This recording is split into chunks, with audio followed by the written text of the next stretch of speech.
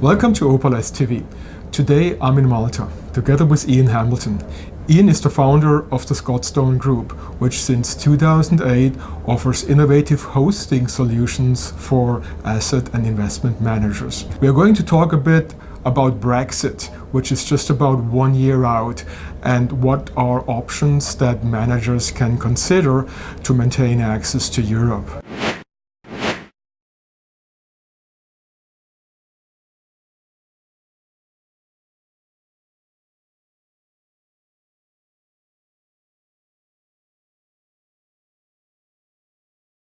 Scotstone was founded some 10 years ago, if not longer, in helping actually smaller fund managers get access into the marketplace through the use of platforms and other cheaper methods so that we could continue a flow of smaller and young and emerging fund managers. We centered it out of Malta, and the reason for that is it's a low-cost jurisdiction when it comes to administration compared to Dublin and Luxembourg, because both of those have high thresholds as to the assets that they want to bring on board for the administration. We also anticipated Fortress Europe, and that is the exclusion of non-EU domiciled fund managers being able to access investors across the EU. Then along comes Brexit. And what we have been doing for many, many years is exactly providing solutions for non-EU based fund managers. We've also had AIFMD. So our funds that we launch are AIFMD approved, and then in addition to that, 3 years ago, in anticipation not of Brexit but of AIFMD, we also launched Scotstone Fund Managers, which is an AIFMD fund manager.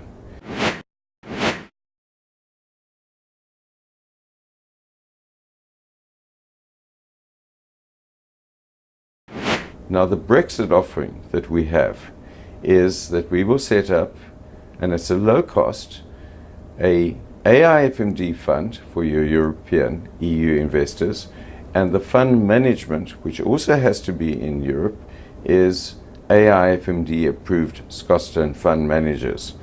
And the non-EU domiciled fund manager is the advisor then to the fund. Next step. I don't believe in funds wherever they are domiciled at the moment outside of the EU should be re-domiciled. It is a costly process, it's a difficult process, it upsets investors.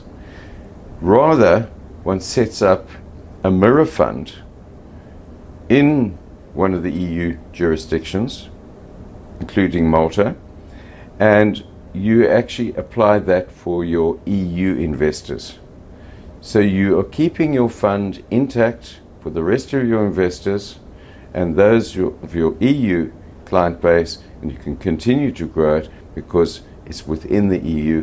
That's interesting. One thing I heard, one comment and one advice I heard over the last couple of weeks, if not months, is that UK-based managers, they should really think about having what's called a Brexit hedge in place, right? That they weigh their options now and they have a plan B in place.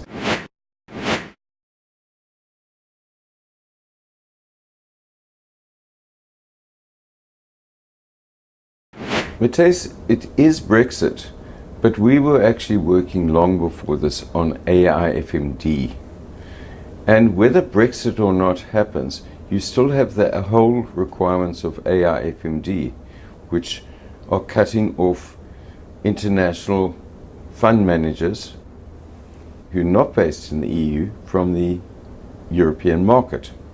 So that's why it's actually been a very natural progression for us to also present this as a Brexit option. We have got long-short fund managers based in South Africa, based in Bermuda, based in Cayman, etc. And that's what they've been doing, and setting up actually mirror funds in many cases. We do have other funds which are not mirror funds for other strategies, which are basically standalone, big, long, short, fixed interest funds, and so on. We're growing at a rapid rate, and I don't think we even begin to start seeing the Brexit market. But my whole message I really want to get across to fund managers: don't leave it to the last moment. When you come back after Christmas, start the process then, and you will have a really relatively easy ride through the year where all you have to worry about is getting investment performance. Yes, we are Malta-based this stage, but there is no reason, and we will much early in the new year launch a Dublin platform as well, because that does seem to be the preferred vehicle or preferred market for a lot of fund managers. However, there is the one difference: you will have to pay more if you want to go that route. European investors generally are actually not fussed about Malta. They know Malta, and it's more the English, UK and other foreign investors outside of Europe who consider Dublin as being the sort of centre. But as I warn you, there is going to be one hell of a rush during the year, and these things do not happen overnight. We have to deal with regulators who can take their time, and do take their time, in all the jurisdictions. There's just no magic jurisdiction where you're going to get it through in a very short space of time. I was wondering, Ian, have the recent scandals about these Paradise Papers and before that the Panama Papers changed anything in the dynamics or the demand regarding hosting platforms in Europe?